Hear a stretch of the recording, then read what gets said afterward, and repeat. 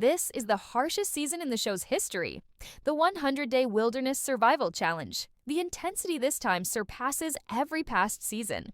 Unlike before, this season introduces a two-person team format. Duos will have to rely on each other to survive. From all the contestants who signed up, the program selected 14 of the best survival experts, dividing them into 7 elite teams.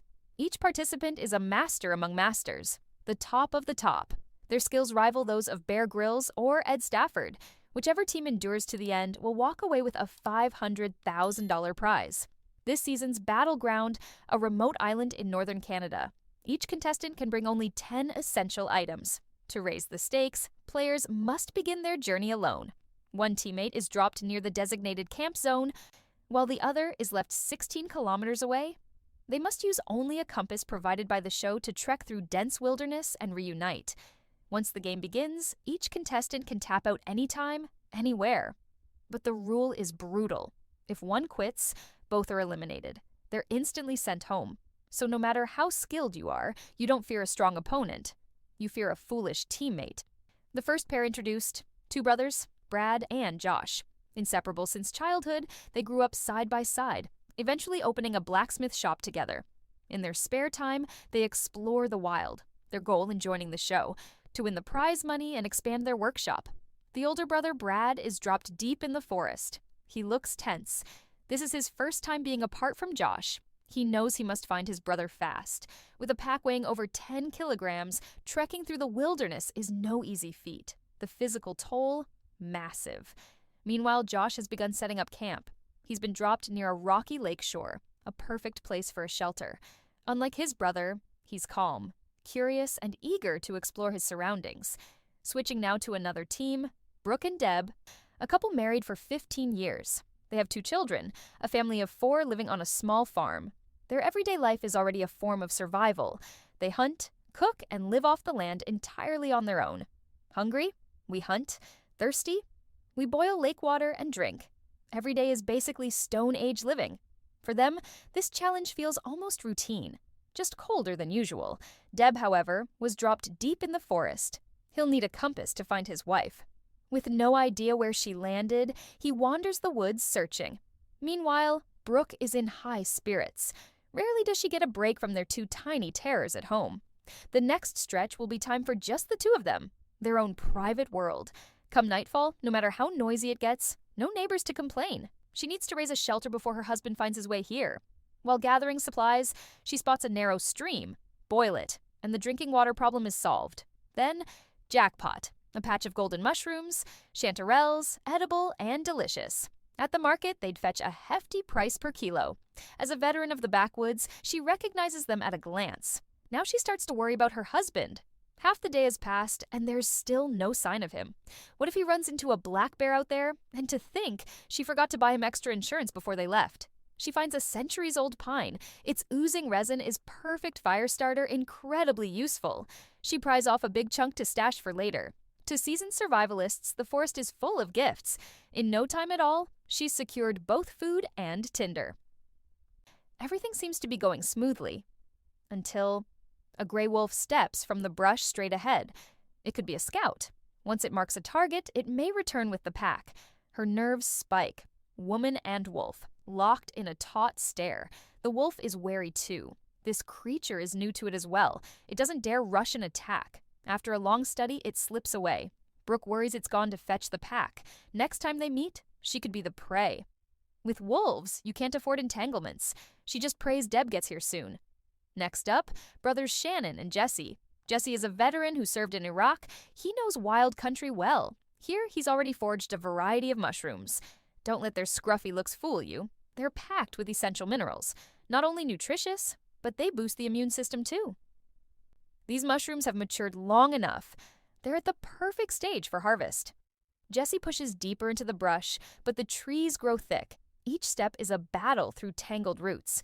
After only a short while, he's already stumbled several times. He can't afford to get stuck out here. Off to the side, he spots a clearer trail, but he knows too well. That's the route black bears often take. Still, there's no other choice. He needs to reach Shannon before nightfall. His only hope now, that no bear happens to be home today. If he runs into one, it won't end well. Next up, Father and son, Alex and Logan. Alex, a battle-hardened veteran, once fought on the front lines in Vietnam. He's one of the toughest men you'll ever meet. For him, walking into the forest feels like coming home. This time, his goal is simple: train his son. He's tired of seeing the boy spend his life gaming indoors, so he dragged him here into the real battlefield. He wants to turn him into a real man. Fighting monsters in a game, he scoffs. Try facing a 300-kilo black bear, that's real combat. No sooner had he finished saying that than he spots something dark on the forest floor. No doubt about it. Bear scat. He keeps his tone calm, but inside, he's worried sick for his son. That naive kid. Caught in a tangle of brush, he's stuck, growing anxious by the second, wishing he could sprout wings and fly to his boy. Meanwhile, Brad trudges on through the dense forest, the damp weather wearing on his patience. His pants soaked through from the undergrowth, he knows there's no chance he'll find Josh before dark. He's forced to find a place to sleep, but all around, dense thickets, no dry ground in sight. He finally curls up beneath a tree. Northern Canada's cold cuts deep, and both his clothes and pack are soaked through. Sleeping like this could mean hypothermia. He pulls out his tent to set up camp. But just as he lifts his head, a black widow spider crawls into view. One bite, and best case scenario. Someone's carrying you out. He freezes, thinking silently, there's only one choice now. Deal with this venomous spider, fast. Take it out immediately before it becomes a problem. Meanwhile, Josh isn't faring much better. He wants a clear patch to build shelter, but it's dense thicket in every direction. Moving is hard enough, never mind putting up a camp. Worse still, he didn't bring a compass or GPS. After a few steps, he's completely disoriented. Compared to the others, he's painfully green. Good news, he finally stumbles out of the woods. Bad news, he has no clue where he is. Dusk closes in, and there's no sign of Brad. Panic hits. Emotions surge, he calls production and taps out. For a rookie like him, quitting is almost inevitable. Pity poor Brad, brimming with grit and dreams, eliminated before survival even starts because his partner bailed. Brad hears the news and just freezes. Talk about rotten luck. Saddled with a teammate who folds at the first hurdle. When they get home, little bro's earning himself a loving punch. Over to Logan, Alex's son. As expected, he's stuck deep in the forest too. And now, sudden rain. For someone with zero survival experience, it's a mental shock. He thinks, I should be home, AC blasting, controller in hand, not dragged into misery by Dad. For now, he rigs a makeshift shelter. Slides his sleeping bag under a tarp to ride out the night. If he toughs it out, he'll be okay. He just hopes Dad shows up soon. At least he didn't quit like Josh. Otherwise, Alex would make sure he feels fatherly love. Meanwhile, Brooke snags a salamander out on the grass, a North American species, cute and tiny to the eye, but its skin secretes toxins. She's not that hungry, so she lets it go. She heads to the creek and drinks straight from it, and shrugs it off, back to work like nothing happened. Time to fell a few saplings for the shelter frame. Don't mistake woman for weak. She hefts timber, almost as easily as a seasoned lumberman. In just one afternoon, she chopped down dozens of logs. By dusk, her forest shelter was nearly complete. Only that bright white tarp looked a little out of place. While other players still wandered lost in the woods, over here, Brooke had already moved into a spacious, luxury-style forest lodge. Meanwhile, in the still of night, Alex began thinking about his son. How's the boy doing out there? Maybe he's face-to-face with a wild wolf right now? Ah, the warmth of a father's heart. Burning like the sun. In reality, Logan's on the verge of swearing his head off. He hears animal noises nearby, his heart pounding with fear.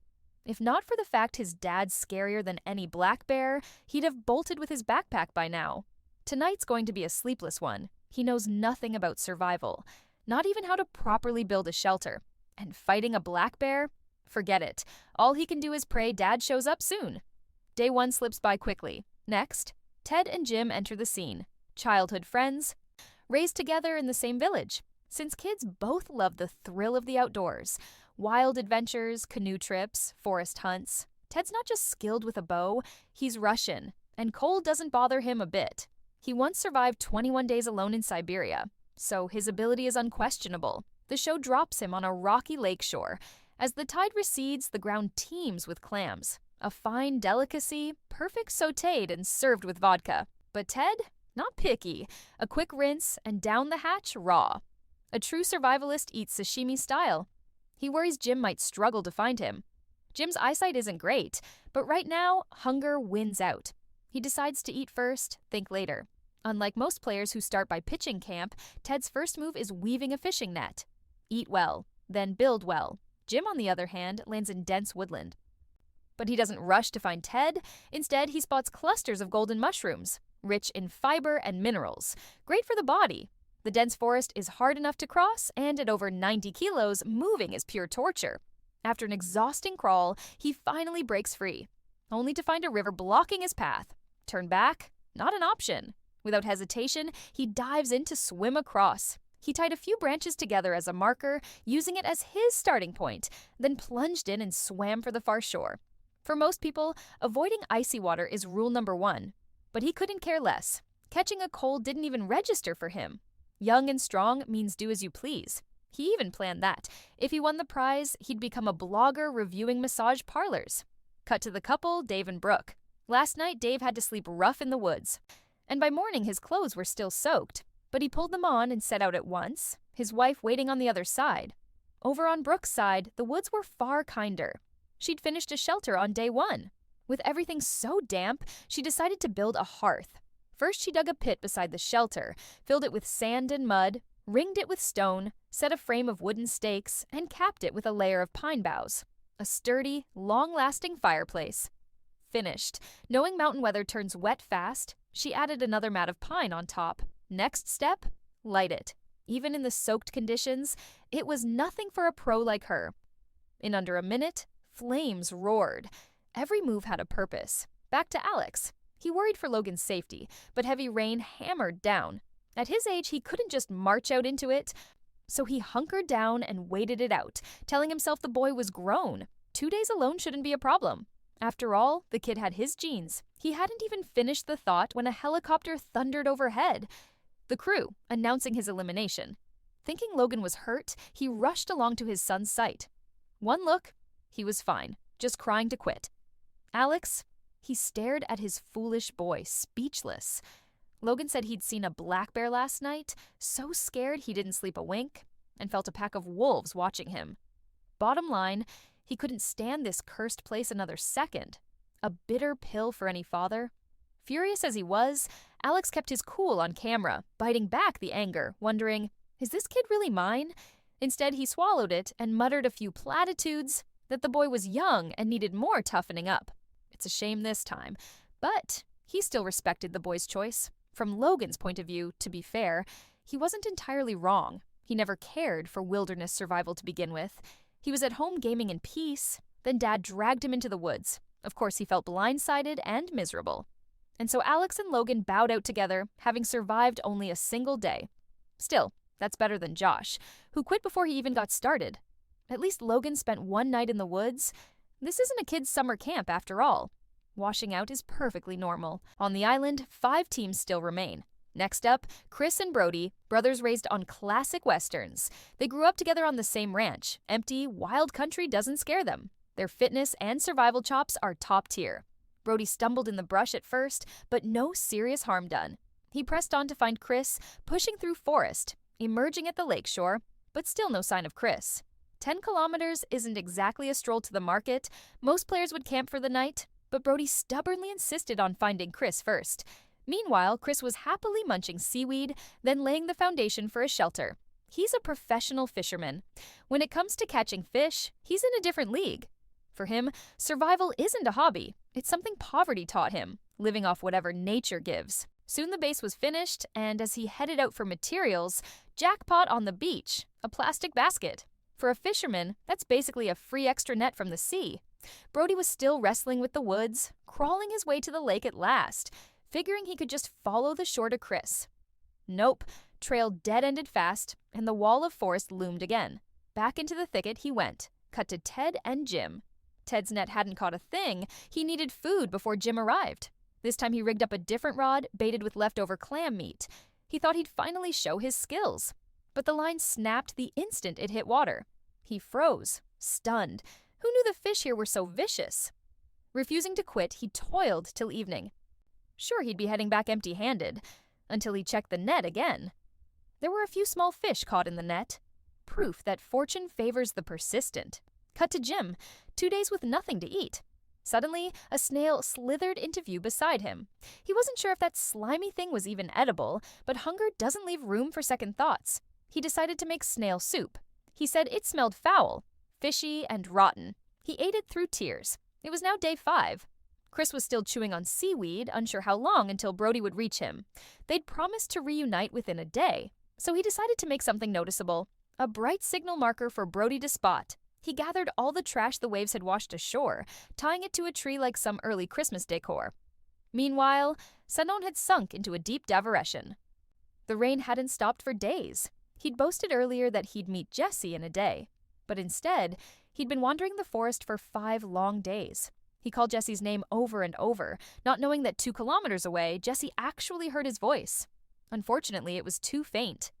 He thought she couldn't hear him, so he turned back to camp first. After the rain, the rocks were slick as oil. He treaded carefully, 1 step at a time. Luckily, he found a plastic jug nearby. He instantly thought of cutting it to make a crab trap. At that moment, a memory struck. His crush. Before coming here, he'd written 30 love letters, asking a friend to send her one every 3 days. If those 30 letters couldn't move her heart, he'd have no reason left to go home. He looked tough as an ox on the outside, but inside, his heart was fragile as glass. His crab trap was finished. As he looked for a lid to seal it, he suddenly slipped and fell face first. It was no small tumble. He lay flat on the ground, grimacing in pain. Cut to Dave and Brooke. Brooke was perfectly at ease. She didn't know when Dave would find her, but she'd completely adapted to the wild. She gathered firewood deep in the forest. She and Dave had lived at the mountain's foot for over 15 years. She loved nature more than anyone. Working in a wildlife reserve, she was used to the forest's rhythm. To her, this lifestyle felt just like home. Seeing the sun out, she took advantage of the sunshine to dry her sleeping bag, and while at it, stripped down to sunbathe as well. As dusk settled in, right then, Brooke was in the middle of a sweet dream when a wolf's howl jolted her awake. She hurriedly put on her glasses and peered across the riverbank. There it was, a lone wolf staring straight at her. Just a few days earlier, another one had appeared. Same spot, same look. This was how wolves warned intruders, a sign she had stepped into their territory. If she didn't leave soon, her life could truly be in danger. But Brooke had seen it all before. She focused only on joy, not on fear. She met the wolf's gaze calmly, unfazed by its presence across the river. The wolf itself seemed puzzled. It had ruled this forest for years. Even black bears gave it a wide berth. So why was this 2-legged creature showing no fear at all? A moment later, the wolf vanished into the woods. Brooke quickly dressed again, heart pounding. Then, driven by curiosity, she followed its tracks across the river, searching through the thickets. But the wolf was gone without a trace. Only then did she give up. That's when she remembered her missing husband. Where on earth had Dave gone these past few days? Cut to Jesse and Sanon from the previous episode. Sanon had slipped and fallen hard, unable to get up from the ground. Hours passed, and the pain still wouldn't fade. His leg was likely fractured. In the city, a quick hospital visit and a cast would fix it. But out here, with no medical care, leaving it untreated too long could mean permanent disability. He might spend the rest of his life on crutches. Any normal person would have quit by now. But not him. He couldn't bear the thought of dragging Jesse down. His leg had already gone numb. He was facing an agonizing decision. If he withdrew, Jesse would tease him for life. But even standing up to walk back to camp was impossible.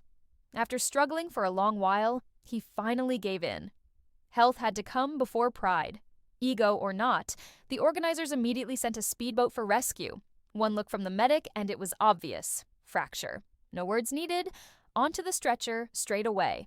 Meanwhile, Jesse was still full of energy, planning survival tactics. He was already dreaming about the future. How, after winning, he'd take Sanon on a luxury trip to Dubai. No one expected the producers to suddenly show up in front of him.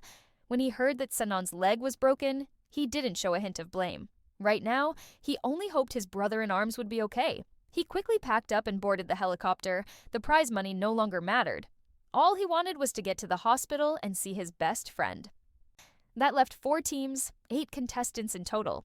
In theory, having a partner should make the game easier. Yet the two-person format was cutting players faster than the solo seasons. Last to appear, the father-son duo, Peter and Sam. Dad Peter was already 60, but he quickly finished a shelter in the woods, then waited for his son Sam to arrive. For Peter, winning or losing wasn't the point. He just wanted more time with his boy. Since Sam started his own family, they'd rarely had the chance to meet. So he treasured this opportunity to join the show together.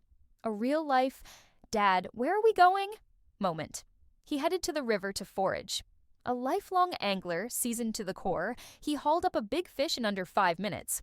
While he was all smiles, Sam, on the other hand, was drenched like a drowned rat, huddled in a tent, shivering from the cold.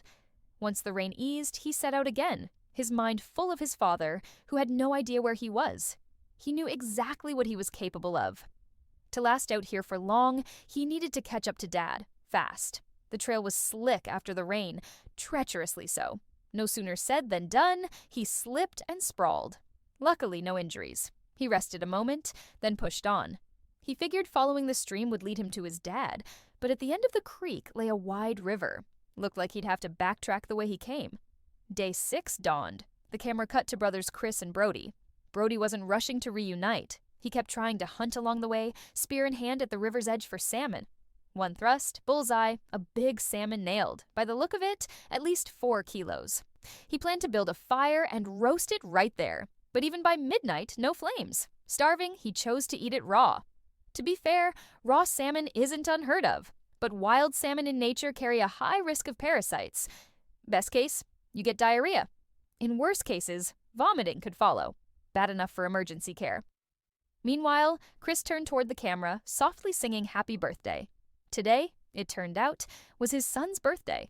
For years, he'd never spent a single day apart from his child. This was the first time he'd ever missed that special day. His wife had never approved of him joining the show, but the bond with his brother Brody ran too deep to refuse. No one could stop him. The air was damp beyond belief.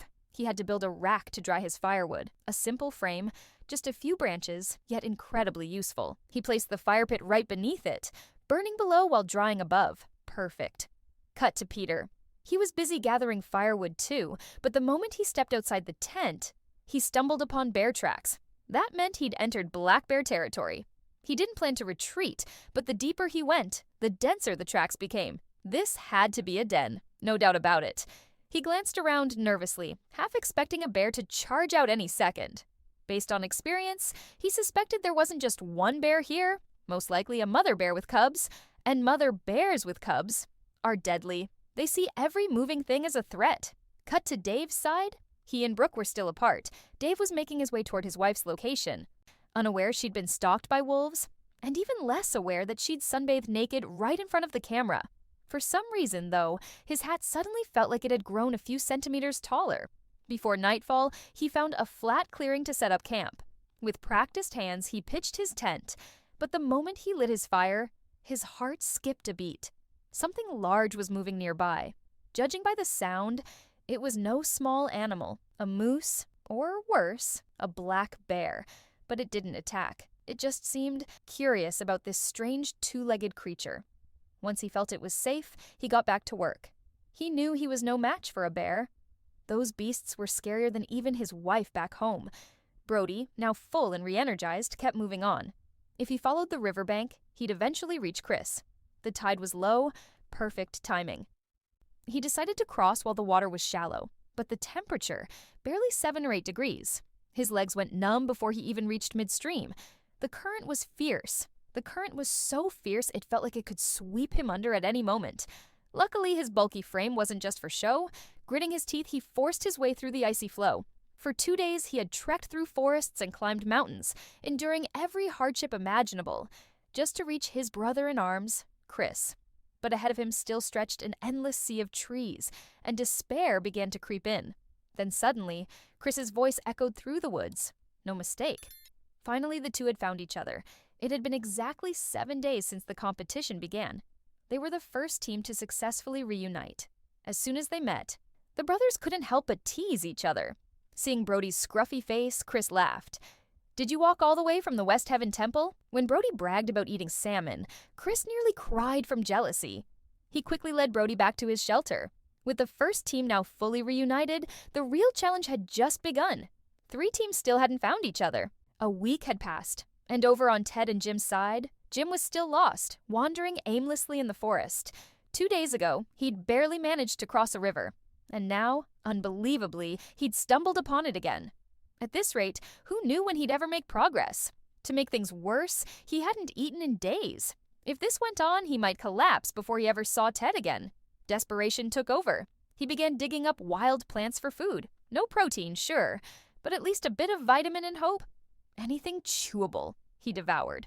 As he cursed his miserable luck, a pheasant suddenly appeared on the hillside. If he could catch it, he'd have a feast of energy. Quietly, he crept closer, ready to throw his stick.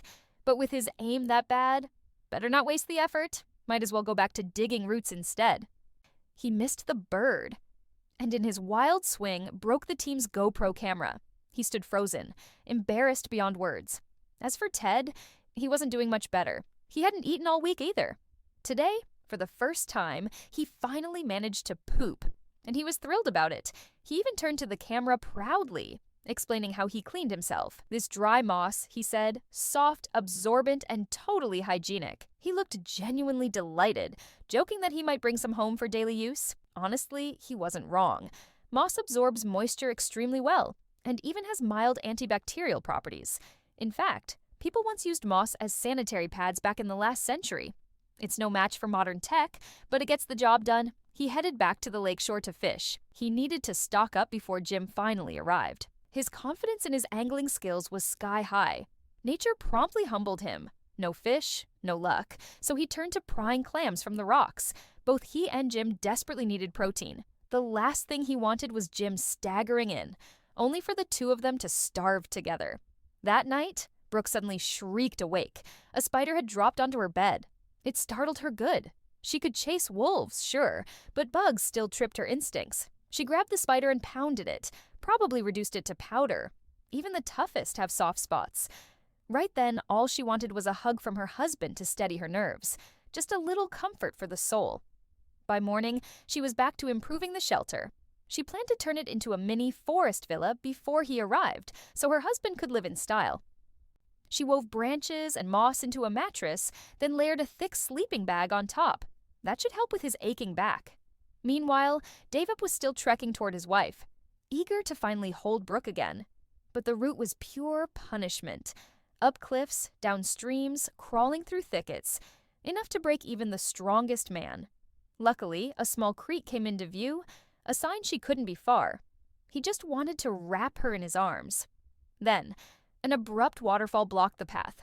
The torrent's force made him hesitate. He chose a long detour, safer if slower. But the stream was inescapable either way. Wet boots meant numb feet. Inevitable. One slip, and it'd all be over.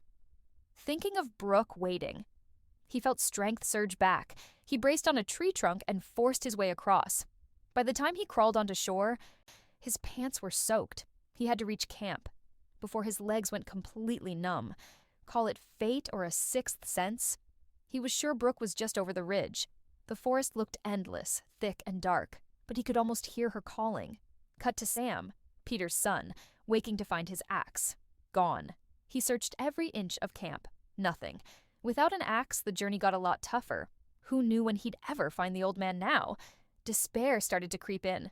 Meanwhile, his old man, Peter, was still deep in the forest, scavenging for supplies.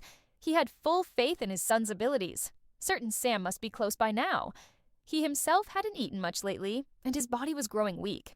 With the forest soaked from constant rain, starting a fire was near impossible. For a man past 60, it was pure torture. But he still stayed optimistic. More than Sam. He remembered the old days when he used to take little Sam fishing by the river. The boy who once chattered endlessly was now a grown man with a family. It had been so long since they'd fished together. Joining this show with his son was a rare joy for Peter. He felt proud, yet deeply worried for his clumsy boy. He knew this journey for Sam would be brutally hard. His eyes began to glisten as he spoke. Meanwhile, Sam trudged through the storm, drenched. His body was losing heat fast. 3 days of mountain climbing without food, his head was spinning. At any moment, he could collapse from exhaustion. He set up a makeshift tent to rest. He desperately needed a break.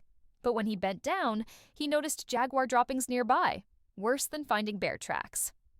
A black bear might not attack first, but a jaguar? One bite to the neck and it's over. He'd be dead before he could even react. He should have packed up and left right then. But he had no strength left. So he took the gamble, stayed the night. Thankfully, he had a campfire going for warmth. Barely 10 minutes later, a shadow flashed in the dark. The jaguar had found him. But Sam didn't flinch. He grabbed a burning log and charged toward it. After all the pain and struggle, even his rest was under attack. So be it. Let the jaguar face his fury. Perhaps the beast had never met a madman like him. It bolted, disappearing into the dark. Sam muttered to himself as he walked, "If it hadn't run, I'd be dining on jaguar tonight." Maybe he'd gone a little mad, or maybe just drunk on exhaustion.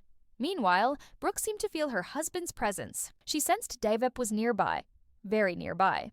On her way searching for him, she stumbled upon a fishing net. A few quick stitches, and it'd be good as new. Truly, she was both lucky and capable. Everything was ready now. All that was left was for her husband to appear. Just as she was mending the net, suddenly she heard a voice, calling from deep within the forest. At first, she thought her mind was playing tricks, but the sound grew clearer, stronger, listening closely. Yes, it was his voice. Without hesitation, she sprinted toward it. She hadn't been mistaken. After 10 long, grueling days, husband and wife were finally reunited. They clung to each other for nearly 15 minutes, unwilling to let go, a sight that made every single viewer at home both smile and sigh in envy. Davep had lost nearly 10 kilos in the journey. To make it this far was pure proof of love's endurance. Brooke, however, almost fainted from his stench of sweat. Davep followed her back to the shelter, hand in hand, walking like honeymooners. The tent she'd built was a luxury villa, custom-made for her man. He couldn't wait to strip off, wash up, and enjoy their evening plans. A quick look inside the camp. The bed was soft beyond words, every gap carefully sealed against the cold. A corner even featured a cozy fireplace. A wife like that could warm any man's soul. Inside, even with just a sweater, it felt toasty warm. Cut to Ted and Jim's team. Ted was off to the forest to find food, but after hours of searching, not a single sign of life. On his way back, he stumbled upon a plastic bottle. With a few holes drilled, it could become a fish trap. So, at least the trip wasn't a total loss. He had to prepare food before Jim arrived, but still had nothing. His nerves began to fray. If Jim showed up now, what would he think of him? No food, no proper shelter. He hadn't achieved a single thing in days. What had he been doing all this time? Nothing but struggle. Starving and desperate, an insane idea hit him. Utterly wild. He'd chop down trees and build a boat. Then row out to fish. It sounded simple, but easier said than done. Before the boat was even half built, his body was already wrecked. After a full day's labor, he finally assembled a crude wooden frame. It could barely hold one person. Yet he dreamed of rowing out with 2. Cut to Sam again. After 10 days in the wilderness, he now faced a wide, raging river blocking his way. He felt himself drawing closer to where his father was waiting. If only he could fly straight across. He knew his father must be worried sick. Neither of them expected the journey to drag on this long. Seaweed lined the riverbank, a sign the ocean was near at last. He kept shouting his father's name, Peter, but no reply came back. He was just wondering if he'd taken a wrong turn when a familiar voice echoed from afar. He bolted toward the sound. Father and son finally met in the deep woods. Their little "Dad, where are we going?" saga had its ending. In the biting wind, they embraced tightly. A mountain-strong love. No words needed. Everyone assumed Sam would quit like so many others halfway through. But he fought through 10 days of hell just so he wouldn't let his father down. They became the second pair to reunite successfully. After 10 tense days, 7 teams were down to 4. Ted and Jim were the last duo still apart. Jim dug a creature from between the rocks, loaded with parasites by the look of it. He decided to stew it for 2 hours before eating. 10 days in the forest already. If he still couldn't find Ted, he might have to quit. Over at Ted's camp, things felt off. By his math, they should have reunited within a week. Now it had been 10 days. Still nothing. Had Jim truly lost his way? A wolf's howl rose nearby. He set about reinforcing the shelter. If a pack showed up, there'd be nowhere to hide. Just as he finished the lean-to, strange noises drifted from the trees. He shouted Jim's name, loud, but no answer came back. His worry only grew heavier. Meanwhile, Jim's path was just as rough. After half a day's wandering, a steep ridge blocked him. Unwilling to detour, he rolled up his sleeves to climb. Days of hardship had drained him dry.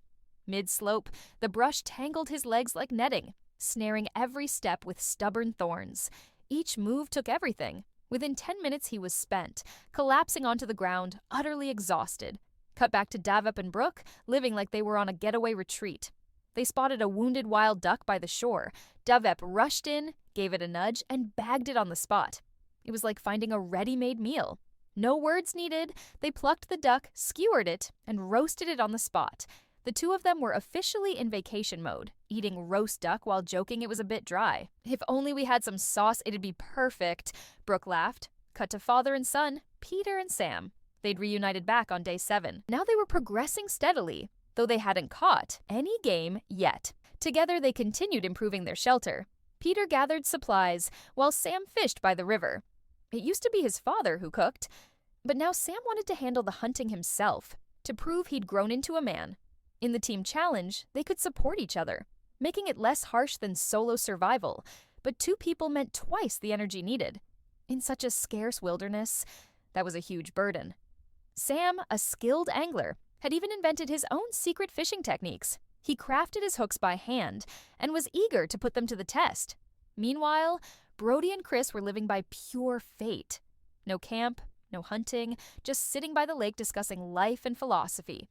They reminisced about their school days, sending love letters to the girl next door, and sneaking into a neighbor's orchard to steal apples. Time had flown. They laughed at how years had passed in a blink. They chatted for over an hour, before finally remembering this was a survival show, not a picnic. They quickly grabbed branches to make fishing rods. That afternoon they headed to the river, still dreaming about a bright future. Once we're full, Brody mused, we'll plant a flower garden? Yeah, perfect mountains and rivers. Great feng shui, Chris added. We'll bring our families here someday. Daydreaming in broad daylight. Classic. Just then, as they were lost in fantasy, Chris's fishing rod suddenly plunged into the water. For a moment, chaos ensued. By day 11, reality slapped Sam hard in the face. 2 full days of fishing, and not a single fish in sight. He couldn't figure out what was wrong. Everything was going. Nothing like he'd imagined. Unwilling to give up, he moved to another spot, but instead of catching a fish, something bit clean through his hook. A sea lion swam right past him, mocking him with every splash. In the end, it was the old man who saved the day. Peter cast once and pulled up a solid 3-pound fish, but that one catch was enough to lift their spirits high. As the saying goes, youth brings strength, age brings wisdom. Sam, following his father's example, soon reeled in a grouper of his own. They say parents are the best teachers, and that couldn't be more true. From that moment, it turned into a fishing showdown. Fish after fish, each one biting the hook in a cheerful rhythm. Cut to Ted and Jim. Ted was still obsessed with his dream of building a fishing boat. After days of tinkering, nothing seemed to work. Maybe hunger was clouding his mind at this point. He finally finished the frame, only to realize the tarp wasn't big enough to waterproof it. Days of labor, wasted, gone with the wind. Just as he was about to give up, Jim's voice echoed from afar. After 11 long days, the unlucky duo finally reunited. Jim thought Ted must have built a full camp, with shelter and food already. But when he arrived, all he found was a lonely wooden frame. The two had no choice but to crawl into a torn tent for shelter. Jim was too furious to speak. 11 days of climbing mountains and crossing rivers, only to find it was all a dream. How are we supposed to survive like this? Might as well pack up and go home. Winter was closing in fast, and Ted still hadn't built a proper shelter. The two could only curl up inside the ripped tent, wind seeping through every gap.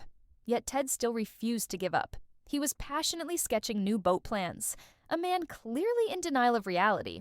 Jim, meanwhile, decided to build a crab trap instead. He'd long stopped counting on Ted's dream ship.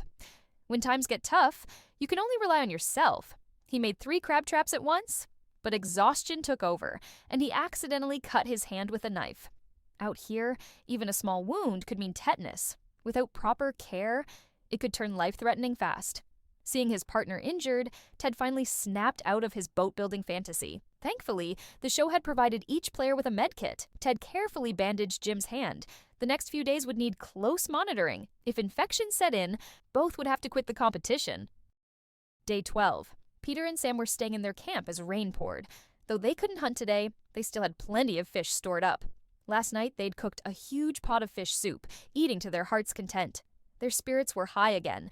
They decided to seal every gap in the tent, keeping the warmth from escaping, to block the wind and keep predators out. Father and son drove stakes to form a small wall. Working with a partner really is efficient. What might take one person half a day. Peter is getting on in years, after all, so Sam shoulders most of the heavy lifting. They even pack moss into the gaps between the stakes. That way the shelter holds warmth better. Cut to the couple, Dave and Brooke. Dave is helping his wife craft a fishing rod.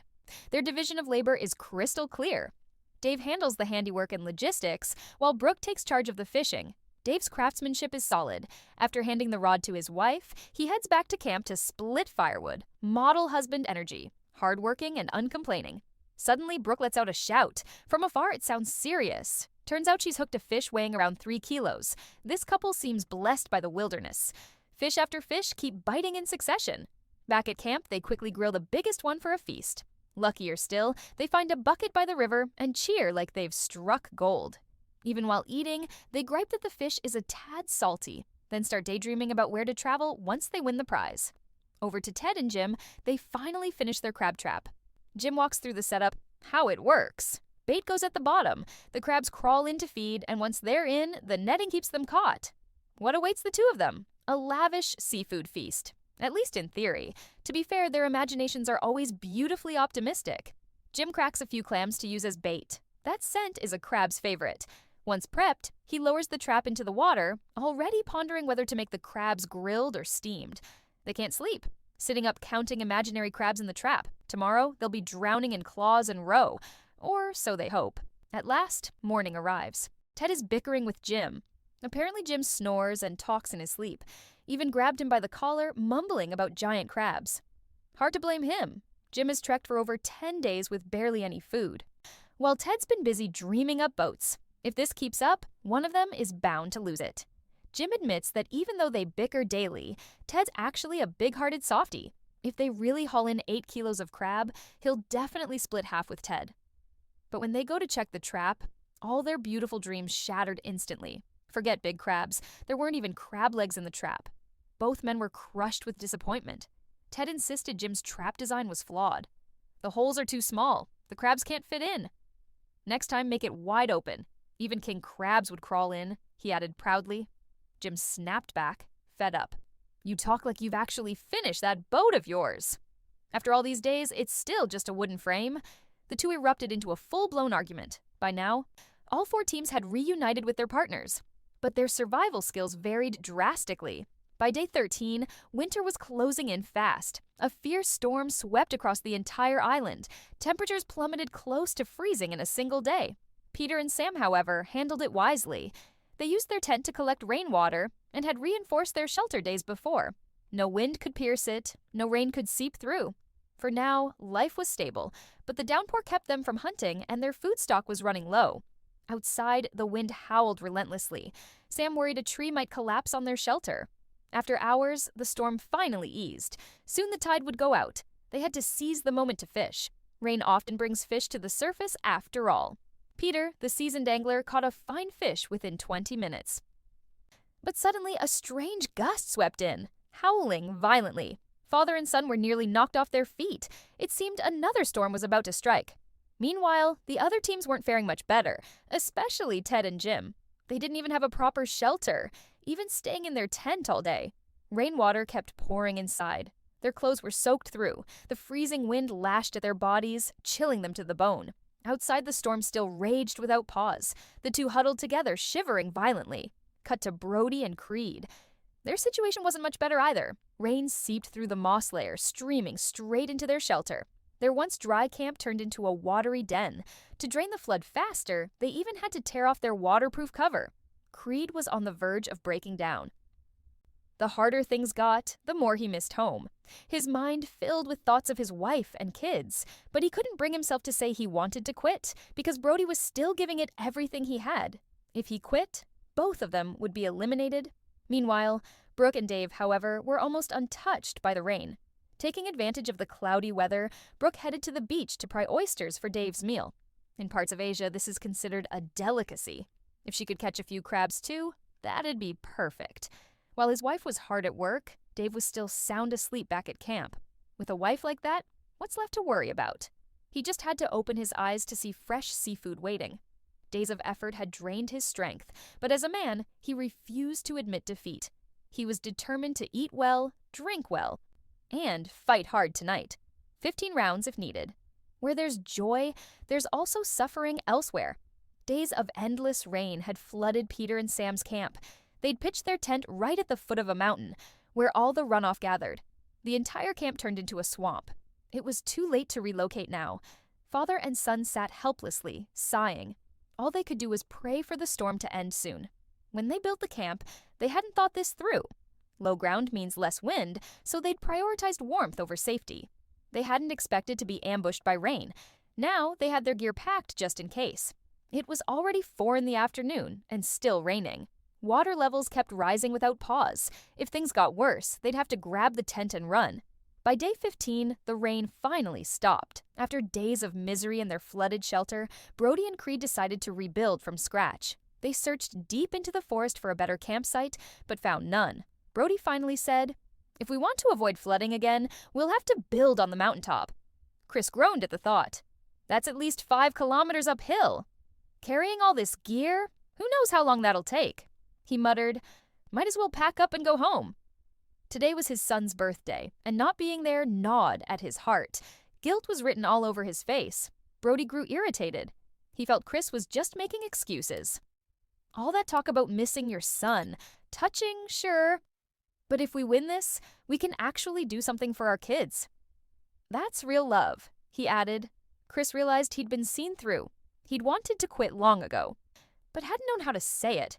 Now, with the camp flooded, it was the perfect excuse to bow out. He began persuading Brody, "Think about your wife, all alone back home. And that neighbor, old Tokuda, he's lonely too, you know." With thoughts like that, could you even focus on surviving? Brody told him to calm down and think it through. He knew Chris was just trying to scare him. There wasn't anyone named Tokuda living next door. The road here hadn't been easy, and he didn't want to quit so easily. Still, he went back to Chris and asked if he could push on a few more days. They'd even split the prize more in his favor later. Chris was blunt. He didn't want to stay another second. As the saying goes, you can't hold back someone who wants to leave. Brody had no choice. He couldn't change his mind. He radioed the producers to withdraw. Was forced to quit alongside his partner. The show's boat arrived immediately. The director asked what had happened. Chris cried as he said, "I miss my kid." Brody was speechless. He respected the decision, but inside he wanted to land a friendly punch. He'd spent a week just to find Chris, who'd done almost nothing at camp, and now said he couldn't take it and wanted out. Brody regretted it. Maybe he'd have done better solo. He might even have won by now. Chris, meanwhile, kept it simple. Go home, grab fried chicken, enjoy the AC. Now that's the good life. From now on, spare him the word survival. With those two gone, only 3 teams remained on the island. Brooke was out cutting wood in the forest and nearly got clocked by a falling tree. Dave was working alongside his wife. All that seafood hadn't gone to waste. His strength was almost fully back. They also wanted to rebuild their shelter, this time entirely from wood, sturdy enough to withstand flooding. Looks like the rain really scared everyone straight. Dave even planned drainage trenches. Everything had to be watertight. He focused on construction while she hauled lumber, a perfectly coordinated husband and wife team.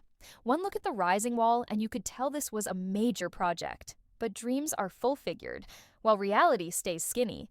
They'd imagined a cozy homestay, but a single wall in, both were already exhausted. Brooke stared at the wall, thinking, at this pace, even a bathroom would take weeks. She decided the design needed a rethink. Switched to Jim and Ted. At dawn, Ted was hit with a bout of the runs, vomiting and sprinting to the bushes.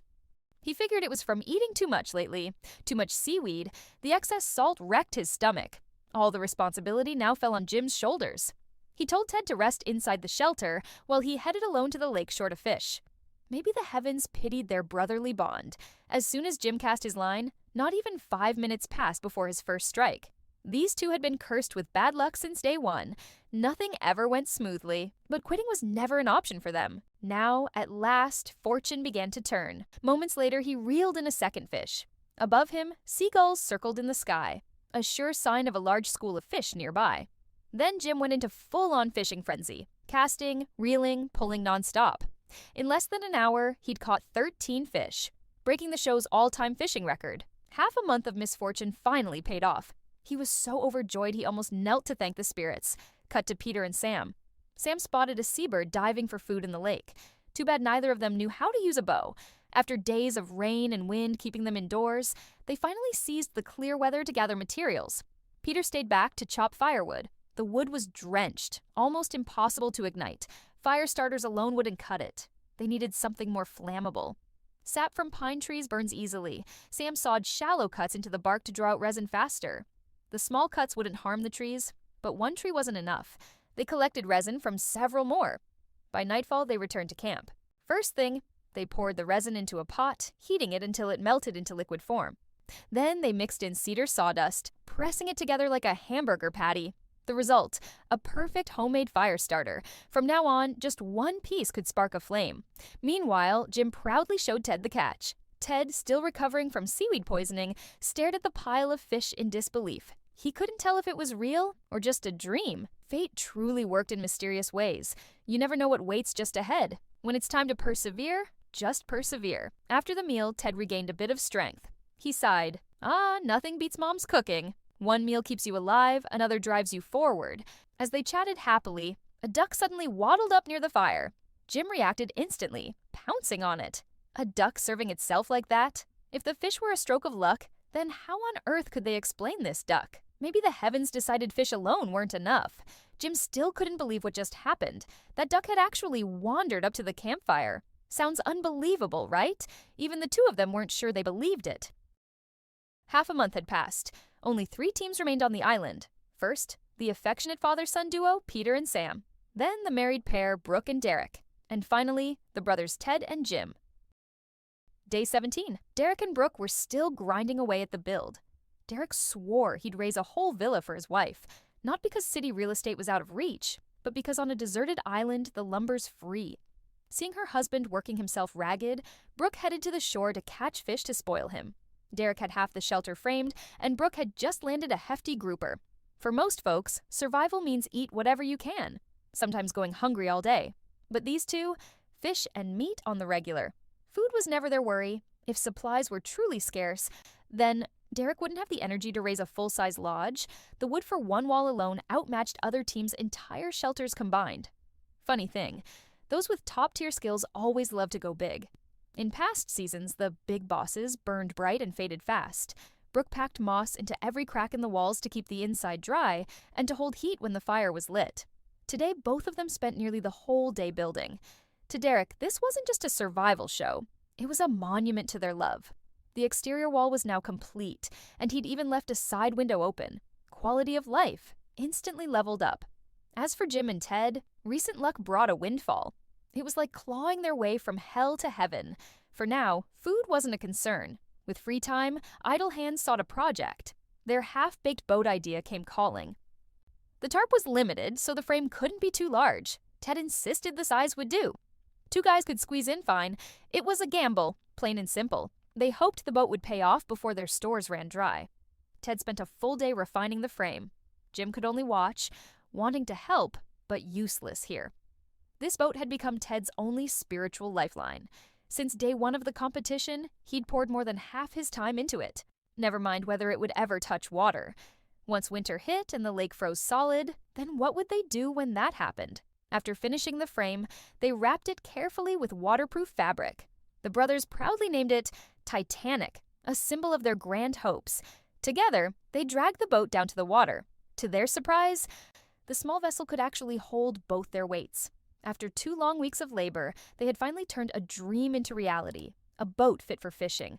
Titanic was sturdier than either expected. No more talk. Time to set sail. They paddled for half an hour toward deeper waters. By logic, this was the perfect fishing spot. Fish usually gathered in the lake's center, but after 2 exhausting hours, not a single bite.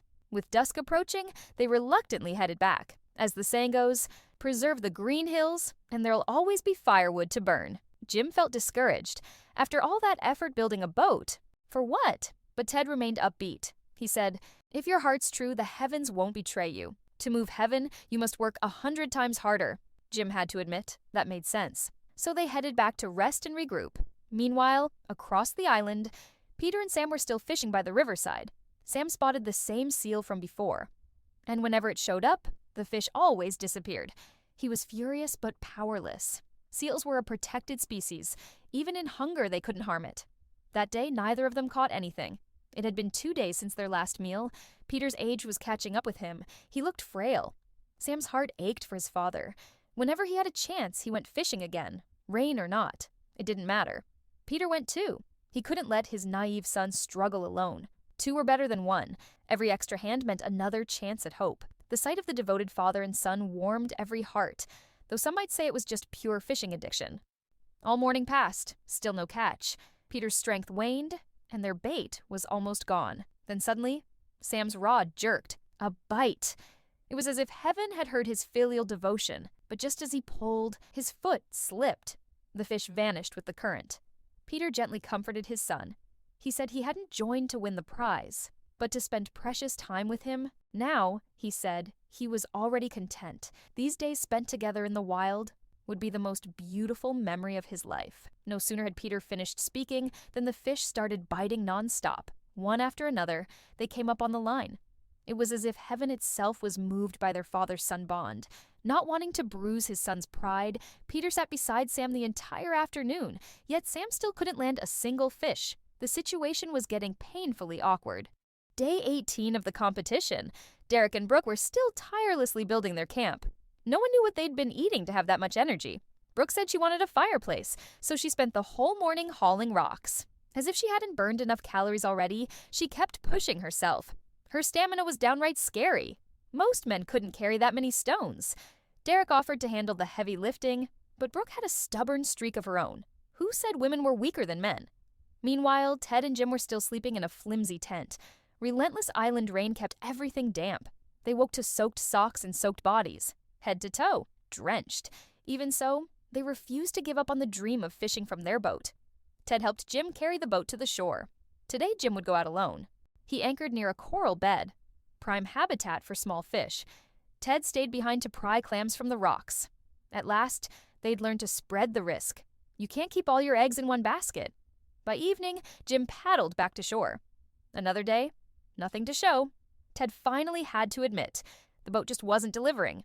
From day one, it had been a sinkhole of effort. Jim sighed. How do you keep playing with a partner like this? Maybe it was time to pack it in. Ted still insisted it was just bad luck. Give him a little more time. He swore he'd prove himself. The next day, rain came out of nowhere. They shivered like leaves in the wind. And still, they wouldn't properly fix their pathetic shelter. At last, Ted let go of the boat obsession. Down at the shore, a new idea struck him. First, find a flat stone. Tie as many hooks to it as possible. The more hooks, the better the odds. Then, attach a line to suspend the stone. You had to hand it to Ted. He loved his odd inventions. This method required tight teamwork. One person held the main line high, the other kept pulling and releasing constantly. They fiddled with it until nightfall. Cold, drenched, and still not a single fish. Jim was on the brink of a breakdown. He couldn't fathom where Ted kept finding these bright ideas. Oh, for heaven's sake, Jim groaned. Ted truly had a wild imagination. But imagination and reality, worlds apart. Just then, Ted yelped. His hand caught on a fishhook. He shouted for Jim to help.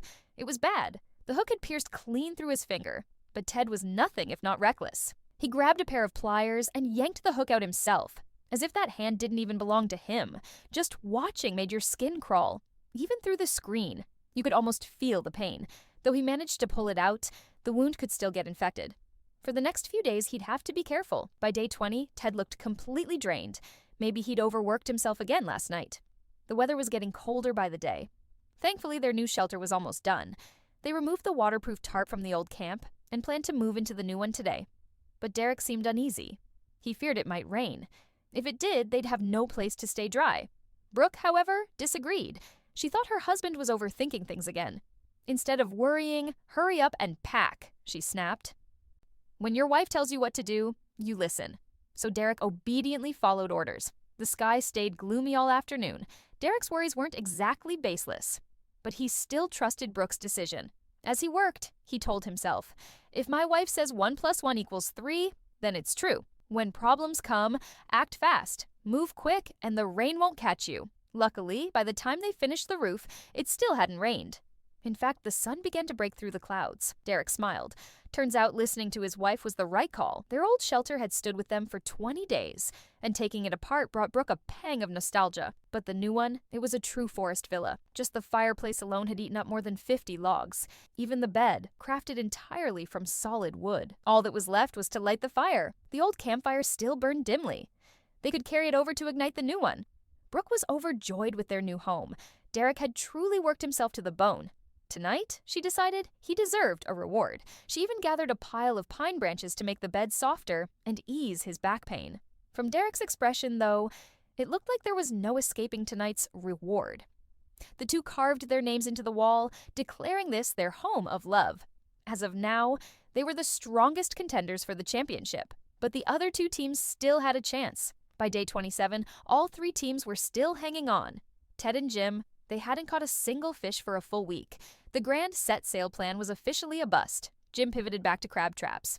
Last time the traps brought in nothing. He figured the openings were too large. Tweaked the design a bit, and this time, it should work. They hauled the traps down to the shore. This round, they'd row out to deeper water to set the traps. After all that effort building a boat, they had to give it at least one real mission. Even used a found fire extinguisher as a float marker, so they wouldn't have to sit and watch the whole time. Cut to Derek and Brooke. Derek was napping when he suddenly grabbed the sat phone. For a second, you'd think he was calling to tap out. Turns out the days of building had drained him dry. And after finishing, there were night shifts, too. By evening, he felt completely spent. He joked he'd need 10 pounds of oysters just to recover. Ah, the burdens of married men. Still, gripes aside, the survival game had to go on. With a gorgeous wife and a luxury camp, how could he bring himself to quit now? Their camp had all the comforts, so he decided to craft a wooden chessboard, challenge his wife when bored, maybe earn a lighter penalty at night. While others hovered on the edge of collapse, these two, they were basically on vacation, chill as can be. It looked more like a honeymoon than survival. Where joy lives, sorrow lurks elsewhere. Peter's health was slipping fast, and Sam could only fret helplessly beside him. His survival skills just weren't up to par. Fishing still fell mostly on his father's weary shoulders. Peter thought, if I can't go on, we'll withdraw. They'd nearly spent a month together already, and his heart felt full. For now, they'd take it day by day. At camp, splitting wood and keeping the fire going was enough. As for venturing out, that would be Sam's job. Their shelter sat on a hillside, so to make it easier for his dad to move around, Sam decided to build a ladder. Maybe this would earn his father's approval. Hunting-wise, he had little to boast about. He went fishing daily and came home empty-handed. But the ladder, now that was solid work. Peter tried it and was genuinely pleased. He praised his son's craftsmanship. Back with Ted and Jim, timing the tide so they could check the crab traps as the water fell. They watched for low tide to inspect the traps.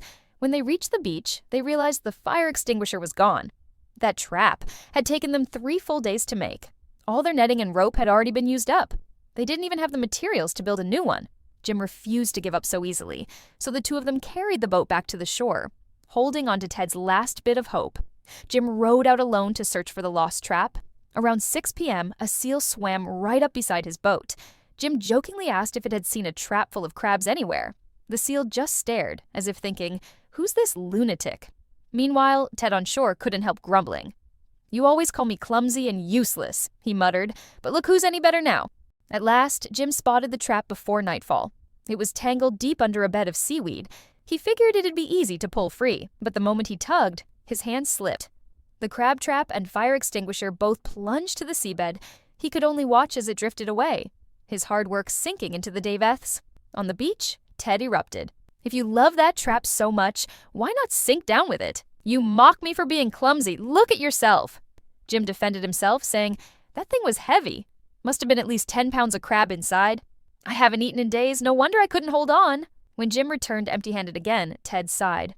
Maybe we should just quit before we become a joke. At this rate, people will think this show's a comedy. Jim, however, stood firm. What's there to fear? We still have our boat. Today's just bad luck. Tomorrow you'll see. I'll prove who the real Pirate King is. Looks like another night of going hungry for the duo. Cut to Derek and Brooke. Brooke was starting to experience the same post-project blues. During the build, she'd been full of energy. But now, with the camp finished, she felt oddly empty. No goal, no challenge, no spark. Meanwhile, Derek was out at sea, fishing. He knew winter was coming, so it was time to stock up on food. But cold weather made the fish sluggish. For the first time, the couple caught nothing. Then suddenly, Brooke screamed from camp. The fireplace chimney had caught fire. Luckily, she noticed it early, or the whole cabin would have gone up in flames. Wood keeps you warm, but once it catches, it burns fast. She silently thanked herself for staying behind. If both had gone out, the entire hillside might have gone up in smoke. Clearly, the fireplace needed a redesign. It had to be separated from the wooden cabin. Today marks day 30 of the competition. Sam groans he hasn't bathed in a month. The smell is indescribable. So he tries an old trick, a smoke bath. It helps. At least the stench eases a bit. Father and son head to the river to fish as usual. Peter's there today too. But Sam is determined to make it happen himself. He can't keep relying on Dad forever. In the end, it's Peter who lands a fish. Wisdom beats youth. Age has its edge. With no bites, Sam switches tactics. He'll try digging along the shore for crabs. You can't stay empty-handed forever. Green crabs like muddy shallows near shore. After searching, he finally spots one. One hand grabs a leg, up it comes. The method's blunt, but the man's flexible. At last, he proves his worth. Meanwhile, the unluckiest pair is Jim and Ted, still arguing about the lost crab trap. Brooke's in great spirits today. The fireplace safety issue is fixed. She plans to go fishing with her husband. With his wife beside him, Dave is on fire today. He reels in several fish in just an hour. One cod has greenish flesh. Rare, but it happens. Still, a little worrying. Let's hope it's parasite-free. Night falls, and the couple starts to debate. They've eaten fish nearly every day. After 20-plus days, anyone would be sick of it. And fish alone isn't fully nutritious. They're full, but both keep getting thinner. Ted's mood has sunk lately. He replays their survival run. Nothing went smoothly. But Jim stays upbeat, eyes closed, imagining hamburgers, fried chicken, and pretty girls. Drool practically to his collar. Ted thinks Jim's losing it. Maybe they should quit and get him checked out. It's been over 10 days since a proper meal. Jim insists the priority is fishing. No more shortcuts or wild ideas. Just sit by the bank and fish seriously. Took them long enough to realize. Ted argues they shouldn't put all eggs in one basket. Split the work. Jim will stick to the rod. Ted will scour the rocks for crabs. Even tiny ones gathered up make a decent soup. They hustle till dusk. Nothing is safe. Seaweed, clams, cockles. If it's edible, it goes in the bag. Jim doesn't land a single fish. But Ted gathers a fair stash of snacks. Every little bit helps. At least they won't go to sleep on empty stomachs tonight. Turns out, as long as you work hard, hunger won't kill you. The next day, they kept the same plan. Jim went back to the river to fish. He believed fish offered far more energy than crabs. A lot more. If they wanted long-term survival, they needed fish. So following Ted to dig crabs wasn't an option. It made sense. But it still left Ted feeling unappreciated. He spent the whole day hunched over rocky crevices, digging. His back ached. His shoulders screamed. While Jim relaxed by the river with his rod, Ted couldn't help but feel it was unfair. Why couldn't they switch jobs for once? It felt like blatant inequality. That night, Ted finally exploded. He admitted he wasn't the smartest, but he wasn't stupid either. He said, "These past days, I've dug up hundreds of clams and tiny crabs. I even dream of crabs crawling over my face, while you just sit there fishing and get nothing." He grumbled aloud, but even at midnight, he was still digging. The next morning, Jim didn't go out to fish. That only fueled Ted's frustration. He decided to go on strike. Fine, let's just quit everything together. By the evening of day 38, the two brothers finally sat down to talk. Jim said they couldn't keep burning energy like this. It was unsustainable. He suggested a new survival strategy. From now on, we stay still. Conserve everything. Minimal movement, maximum energy saving. Ted rolled his eyes. You're not conserving, you're lazy. If you've got time to talk, you've got time to help me dig crabs. At this rate, who knew how much longer they'd last? The challenge was entering its toughest stage. As for Derek and Brooke, aside from occasional mood swings, things were steady. Peter and Sam were still holding strong. Sam had even learned to dig for crabs. Only Ted and Jim were in real danger. Every day was a gamble for the next meal. On day 40, Derek and his wife struggled to catch anything. Winter had set in, and fish were scarce. Cold winds howled across the sea, forcing the couple to retreat, shivering. For the first time, they truly felt hunger's bite. Derek, exhausted from long nights of work, showed signs of malnutrition. Now, all he could do was pin his hopes on his wife. To keep herself from spiraling into despair, Brooke picked up her tools and began fixing the shelter again. If she didn't chop a few logs a day, she felt uneasy. She knew it was burning precious energy. But the emptiness scared her more, the aimlessness inside her head. Derek figured this couldn't go on. Disaster would come. So he built a crab trap of his own. The design was similar to Ted and Jim's, but the build quality was miles better. Forget crabs. Even an eel would struggle to get back out. Pick a deep spot, toss it in, done. All that's left is to wait, and wait patiently. Meanwhile, Ted was back at the rocks at dawn. Lately, he'd thrown himself into crab digging. It was basically their only reliable food source now. Then, an unexpected surprise. He found a nest of fish under a slab of rock. Looked like freshwater loaches. Weird looking, sure, but way more protein than crabs. Even with the tension between him and Jim, he kept his head down, working and foraging nonstop. Then, mid-task, a rock flipped and smashed his leg. Jim sprinted over to help. Saying he wasn't worried would be a lie. They bicker, sure, but they still care about each other. Truth is, there's no deep feud between them, just different survival philosophies. Jim thinks if hunting isn't working, conserve energy. Ted thinks you grind through the hardship till it pays. Sit down and talk it out, and things will settle. They're nearly at the finish line anyway. For that prize money, it's time to make peace. Cut to Peter and Sam. The Arctic cold in these latitudes was an eye-opener for Sam. Worse than being locked in a freezer. And he'd come to survive here without a thermal life vest.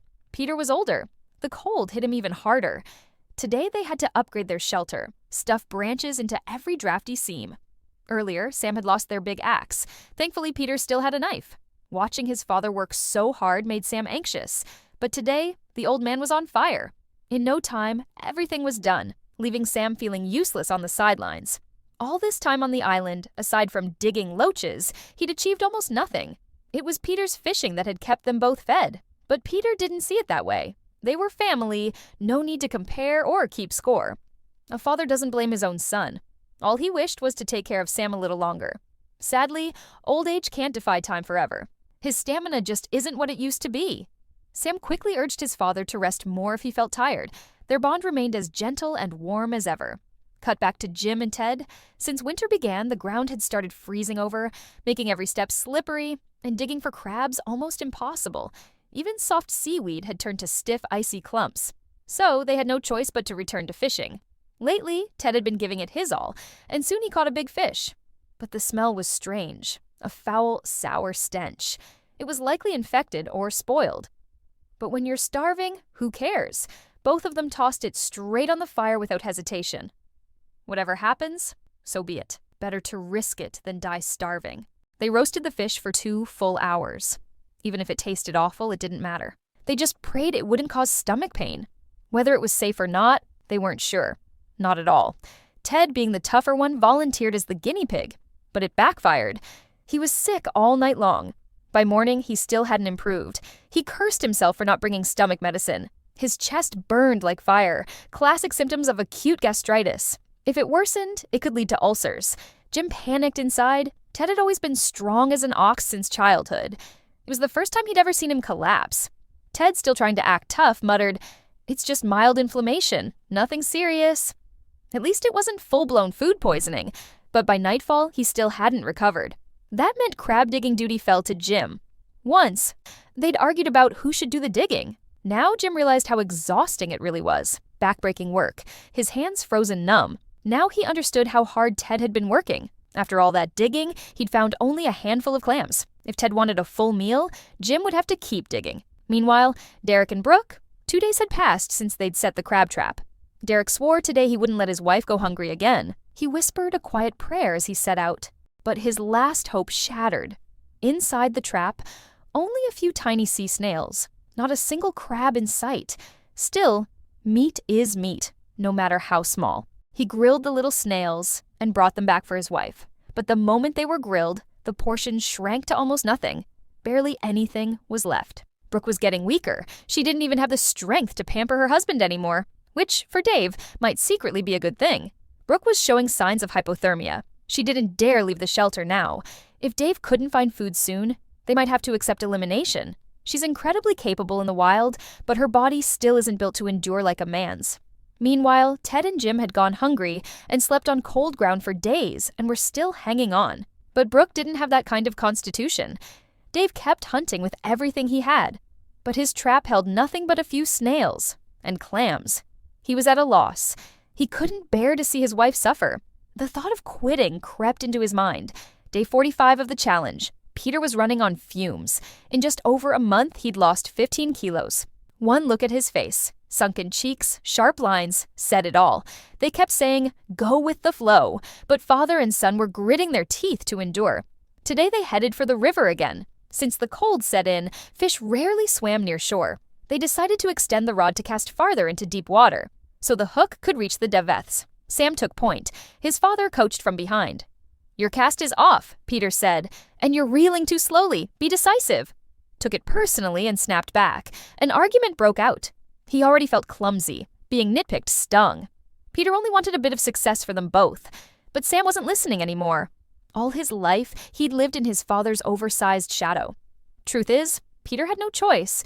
If he had the strength, he'd have done the fishing himself. Now he could only point and worry, heart in knots. His body was failing him. Even standing steady was hard. Maybe this was fate's design. They said they entered to bond, but neither was ready to let go of the title dream. Meanwhile, with Ted and Jim, Ted's stomach pain had tormented him for days. Yet the thought of quitting never crossed his mind. Jim was ready to bow out for Ted's sake, but he knew how stubborn Ted could be. Ted would sooner die than admit defeat. Jim nursed him for days, until Ted finally managed to crawl out of bed. His pride was too fierce to lie down, so he refused to just lie there and be a burden. Jim, deeply worried, kept urging Ted not to push himself if the pain was too much. "If it hurts too bad, we'll go home together," he said. Ted sat silently, not saying a word. Then suddenly, a boat appeared near the island. It looked like one of the teams had chosen to withdraw. All three remaining teams were stretched to their limits. No one knew who would break first. Turns out it was Dave and Brooke who announced their withdrawal. Brooke looked stunned. She'd complained about her health lately, but never once said she truly wanted to quit. She asked in confusion what had happened. It turned out Dave had secretly called the producers. He couldn't bear to see his wife suffering, weak and exhausted, still trying to endure. He was a man ruled by emotion. The moment he saw his wife in pain, all thoughts of money or victory vanished. Without a second thought, he asked to withdraw. He even blamed himself for not finding enough food for her. A husband like that, worthy of respect. Their shelter, which the couple built, was hailed as the best on the show so far. Their survival skills were beyond question. But longtime viewers of survival shows know one truth. Being skilled isn't always enough to win. In the end, it's about who can endure hunger the longest. And sadly, Brooke's endurance fell short.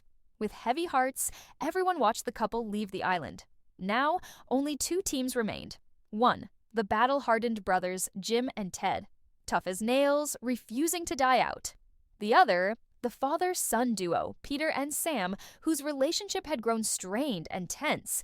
By day 50 of the challenge, Peter was showing signs of breaking down, but Sam believed the other teams must be near their limit too. At this final stretch, giving up wasn't an option, so father and son kept fishing every day. Peter's skill never failed him. Within minutes, he had a catch. At last, a proper meal tonight. Just days ago, they'd been shouting at each other. Now, Sam sat quietly. Compared to his father, he felt useless. But Peter reassured him gently. "This isn't freeloading, son. It's a special situation." His beloved boy would always be his pride. Many solo players quit early from loneliness, but partners never face that fate. In the end, the winner will be whoever endures hunger best. As long as Peter's around, neither of them will starve. Still, it's a pity. They had fish, but no fruits or vegetables for vitamins. Day after day, living only on fish was taking its toll. As for Jim and Ted, their situation was even worse. They couldn't even land fresh fish. The one stale fish they caught knocked them flat for days. Their only real advantage? Their stubborn workhorses, two 30-something brothers. They've wrecked just about everything since day one, yet still refuse to quit. Who knows how many teams they've outlasted? Jim finally admitted Ted's crab-digging method works. Every morning they hit the shore, flipping rocks for food. Today, luck smiled again. He dug hard beneath a pile of stones and uncovered a hidden cache of fish. They looked like loaches, nutritious but terrible tasting. For these two, flavor didn't matter anymore. If it keeps you alive, you'd swallow anything. That stash bought them another 2 weeks. It's been nearly 2 months without a bath. Ted's hair is a wild, knotted thicket.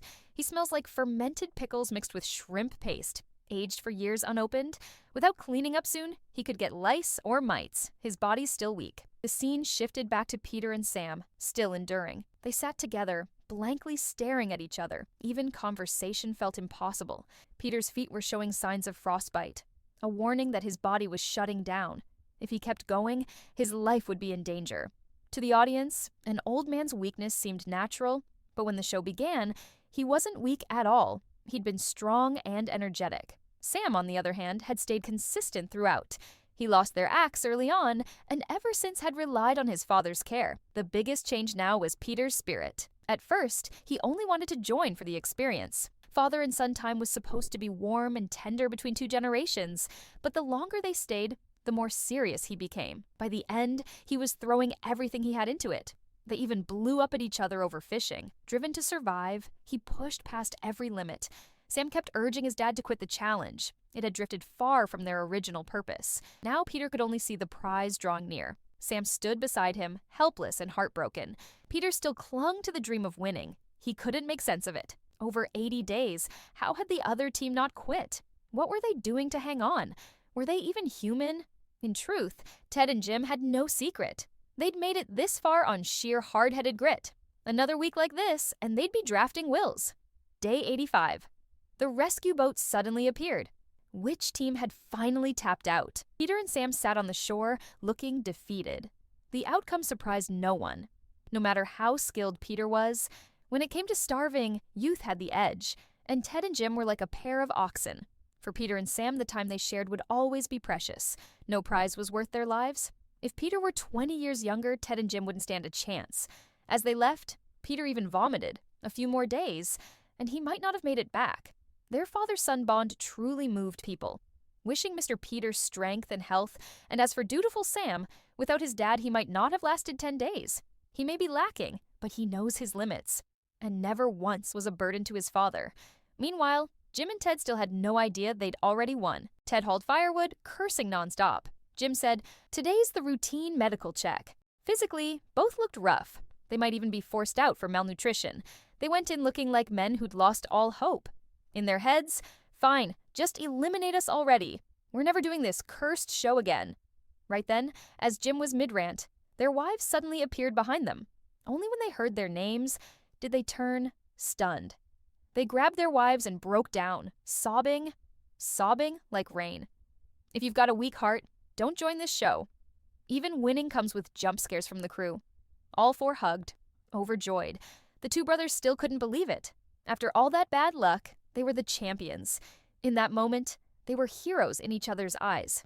No one could truly imagine how they'd survived over 80 brutal days. What they'd endured was beyond words. Even those loach-like fish probably deserved a Medal of Honor, but the real reason for their victory was their unbreakable willpower. Ted was impossibly stubborn, hard-headed in everything he did, yet resilient. No matter the hardship, he never backed down. Jim, on the other hand, was calm and precise. When Ted was injured, he quietly took on every burden. There was, in truth, one more key factor behind their win. Their bodies were built like tanks, strong beyond measure. Just one look, broad shoulders, solid muscle, men born to endure. If anyone else had tried what they did, they'd have collapsed long ago. And with that, Season 4 of Survival in the Wild, 100 Days finally came to an end. Thank you all for watching, and may you stay strong and healthy.